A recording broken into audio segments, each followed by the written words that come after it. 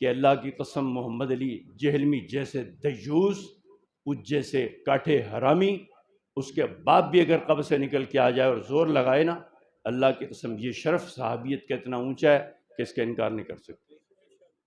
میرا عقیدہ اس بندے کے بارے میں جو کچھ بنا ہے میں بیان کر رہا ہوں۔ ہم اصحاب رسول کے بارے میں، ان کے دفاع کے بارے میں بات کیوں کرتے ہیں؟ سبب کیا ہے؟ میری رشتہ داری ہے ان سے، میری قوم قبیلے کے ہیں۔ میں اور آپ تو اسی پر لڑتے ہیں نا کہ میرا چچا زاد تھا، میرے قوم کا تھا، میری برادری کا تھا، یہی ہماری آپ کی لڑائی ہے۔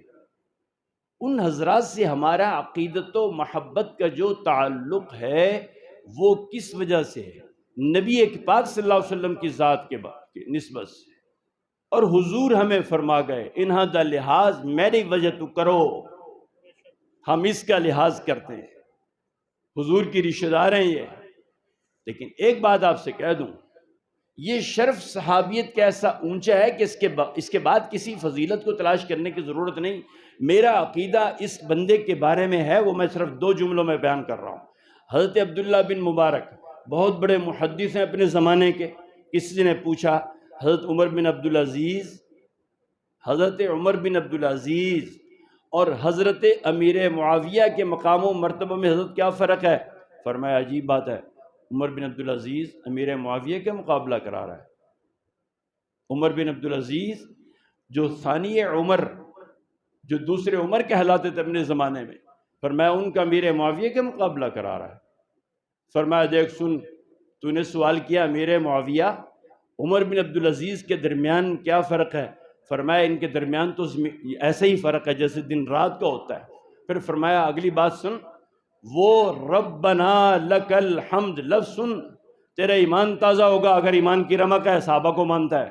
فرمایا اللہ کی عزت کی قسم ہے، چھوڑ عمر بن عبدالعزیز کو، اس شرف کو دیکھ کہ حضور کی ذات عالی ہے، امام ہے، اور مسجد نبوی مقام ہے، اور پیچھے نماز پڑھنے والا معاویہ ہے۔ تو حضور نے جب کہا ہوگا سمع اللہ لمن حمیدہ، اور جواب میں امیر معاویہ نے کہا ربنا لک الحمد، فرمایا پوری دنیا اس لفظ کا مقابلہ نہیں کرتی۔ کیسا جملہ ہے؟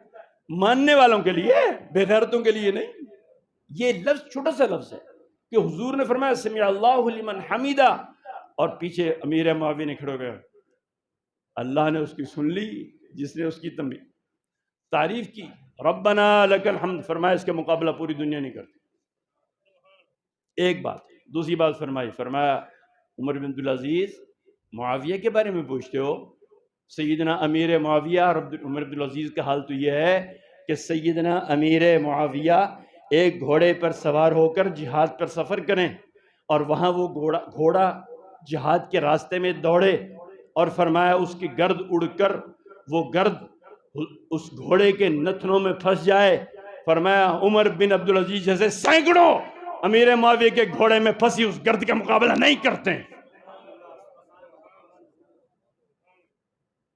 کیسا ہے؟ سنی ہو؟ یہ صرف سر دھنی ہو؟ دیکھو یہ کیا کہاں سے بول رہا ہے وہ انسان۔ جیسے ان کا یہ عقیدہ ہے کہ سیدنا امیر معاویہ جس گھوڑے پر سوار ہوئے اور وہ گھوڑا میدان جہاد میں دوڑتا رہا، اور اس گھوڑے کے دوڑنے سے وہ جو خاک اڑی اور امیر معاویہ کے گھوڑے کے نتنوں میں پھنس گئی، عمر بن عبدالعزیز اس کا مقابلہ نہیں کرتے۔ اس فقیر کا عقیدہ سن ایک صحابی رسول کے بارے میں، چھوڑ محمد علی کو۔ میرا عقیدہ سیدھا یہ ہے، ایک اللہ کا ولی ایک گھوڑے پر سوار ہو کر کسی علاقے میں کسی انسان کو کلمہ پڑھانے کے لیے جاتا ہے، نہیں، مسلمان ہے وہ، کلمہ پڑھانے کے لیے نہیں، صرف اس بنیاد پر سفر کر رہا ہے کہ میں اس بستی میں جا کر اللہ کے بندوں کو اللہ کا نام سکھاؤں گا، وہ اپنی زبان سے اللہ کا نام جپیں گے۔ اس ولی نے جس گھوڑے پر یہ سفر کیا اور اس گھوڑے کے نتنوں سے نہیں، اس گھوڑے نے جو لید اور پیشاب کیا، اللہ کی قسم وہ لید اور پیشاب محمد علی جیل میں کہیں بہتر ہے۔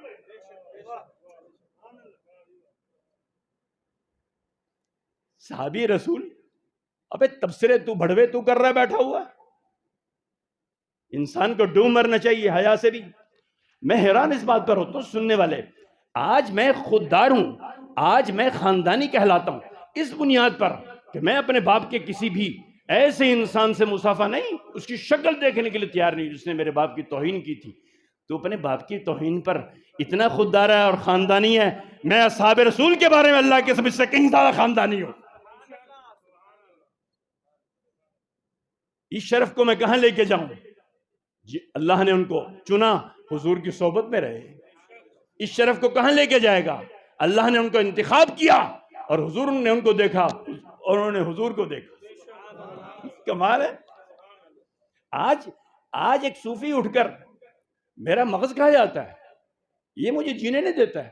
کہتے قاری صاحب میرے شیخ بہت مجھے قریب رکھتے ہیں، میرے شیخ مجھ سے بڑی محبت کرتے ہیں، میرے شیخ کہیں سفر میں جاتے ہیں مجھے ساتھ رکھتے ہیں. ارے ان اصحاب رسول کی کیا عظمت کی بات ہے جب حضور نے فرمایا بلاؤ معاویہ کو میرے بال کی میرے داڑھی سیدھی کرے، بلا معاویہ کو میرے بال تراشے، بلا معاویہ کو کرتا اتار کر معاویہ کو دیتے کہ لو معاویہ جب مرے گا تو پہن کے قبر میں جانا.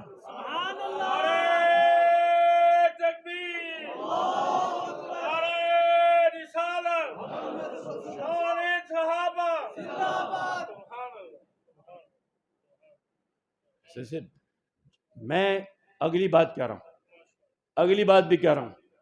100 یہودی، یہ بات یہ تلخی کیوں ہے کہ میں حیران اس بات پر ہوتا ہوں، میں اس بات پر حیران ہوتا ہوں کہ ایک انسان کھڑے ہو کر صحابی رسول کی ذات کے بارے میں بکواس کرتا ہے اور میں جواب میں جذباتی ہو کر رد عمل کے طور پر اس کو برا بھلا کہتا ہوں تو کیس مجھ پر بنتا ہے، اس بغیرت پر نہیں بنتا. یہ ہمارا قانون ہے، یہ ہمارا انصاف ہے ملک. مجھے کہا جاتا ہے بس آپ کچھ نہ کہیں، آپ کچھ نہ کہیں، آپ بغیرت ہو کے رہیں جیسے ہم بغیرت ہیں. مجھے کہا جاتا ہے آپ بھی بغیرت ہو کے رہیں جیسے ہم بغیرت ہیں. آپ بغیرت ہوں گے، میرا تو دیکھیں نا ایک بات ہے، یہ پولیس والے بیٹھے ہوئے ہیں، میں ان سے ایک سوال کرتا ہوں، عصر کے بعد نفل نماز پڑھ سکتے ہیں یا نہیں؟ آپ سب سے ایک بات ہے، بولیں آپ کو کیسے خبر ہوگی؟ کس سے خبر ہوگی؟ ایک مسئلہ ہے صرف دین کا کہ میں یہ چاہتا ہوں کہ نماز عصر کے بعد نفل ادا کروں. ایک طرح میں کہتا ہوں سارے صحابہ ایویں تھے تو کیا کروں گا؟ بات تو صرف نفل کی ہے نا یار. بولو بولو بولو. کوئی یہ تو نہیں کہ فرض کو میں 5 کر دیا، جو 4 والے تھے اس کو 3 کر دیا. نفل پڑھنا چاہتا ہوں.